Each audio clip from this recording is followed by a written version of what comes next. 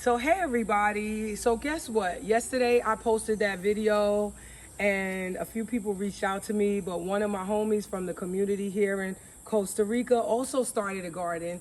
So she offered to give me a few things that she thinks would add value to my garden. And so I want to do the same. I want to return the favor. A lot of what I have and what I'm growing is free. We forage. We also, take cuttings from one another. And so I'm going to do the same for her. So right now, what I want to do is I want to grab a cutting of, I want to grab some sweet potato slips so that I can bring them to her as a gift.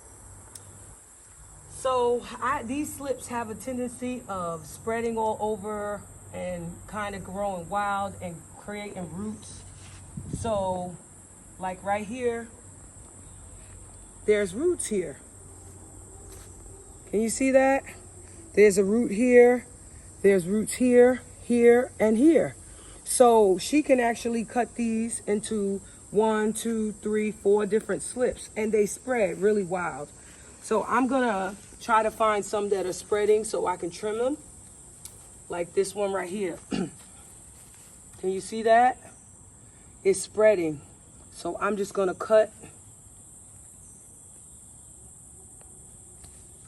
And so now these have roots growing because they'll grow in the ground and spread. So she can cut this into multiple sweet potatoes to make different, sweet potatoes. So I think I'll go ahead and grab one more. Let's see.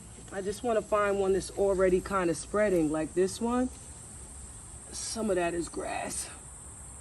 And boom. So here are the slips. So this is basil, y'all. It's overgrown and something fell down on it. And so I need to trim it back anyway. So I'm gonna give her a whole freaking branch and let her do what she wants to do with it. So if you could see this. Ooh, let me see.